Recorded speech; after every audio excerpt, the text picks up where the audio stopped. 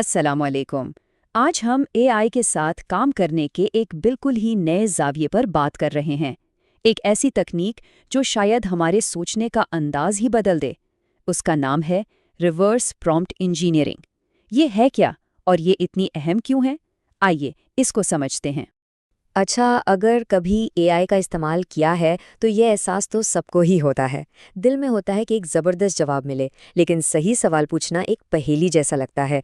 कभी कभी तो लगता है कि मशीन से बिल्कुल वही चीज़ निकलवाना जो हम चाहते हैं बहुत ही मुश्किल काम है। यहाँ फ़र्क बिल्कुल साफ नज़र आता है।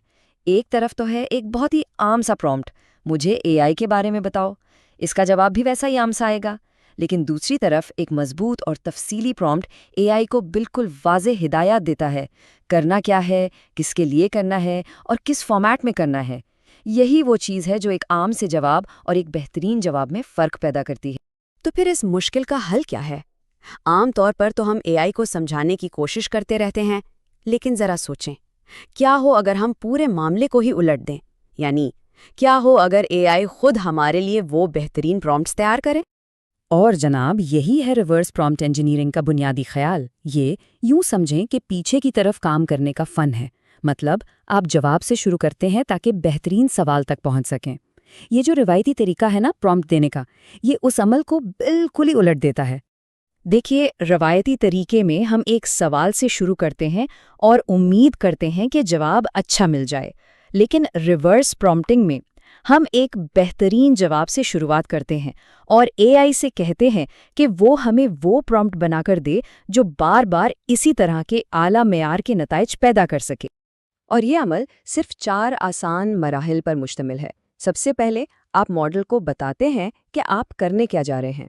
फिर आप उसे एक बेहतरीन मिसाल, एक सैंपल देते हैं। इसके बाद एआई उस मिसाल को देखकर एक प्रॉम्प्ट तैयार करता है और आखिर में आप उस प्रॉम्प्ट को टेस्ट करते हैं और ज़रूरत के मुताबिक बेहतर बनाते हैं। ये कोई जादू नहीं है, बल्कि एक बहुत मुनज़्ज़म तरीका है। तो ये थियरी सुनने में तो बहुत अच्छी लगती है, लेकिन सवाल ये है कि इसका अमली इस्तेमाल क्या है? ये टेक्निक असल ज़िंदगी में कहाँ काम आ सकती है और इसकी अहमियत क्या है? इसका अमली फ़ायदा बहुत ज़्यादा है। ज़रा सोचें, एक मार्केटिंग टीम अपनी तमाम प्रोडक्ट्स की तफसीलात के लिए एक ही जैसा अंदाज और लहजा बरकरार रख सकती है, या एक सॉफ्टवेयर डेवलपर पेचीदा कोड लिखने के लिए बेहतरीन प्रॉम्प्ट्स बना सकता है। तो ये सिर्फ मवाद बनाने वालों के लिए नहीं, बल्कि मार्केटर्स, डेवलपर्स और यहाँ तक के डेटा साइंटिस्ट के लिए भी एक बहुत ताकतवर टूल है। अब ये एक बेहतरीन मिसाल है ऐसे प्रॉम्प्ट की जो आरपीई के जरिए बनाया जा सकता है। ये सिर्फ एक सवाल नहीं है, ये एआई को एक किरदार दे रहा है, एक मकसद दे रहा है और एक ख़ास लहजा भी बता रहा है। इसी तरह की तफसीलात ही हैं जो एक आम से जवाब और एक माहिराना मशवरे के दरमियान फ़र्क पैदा करती हैं।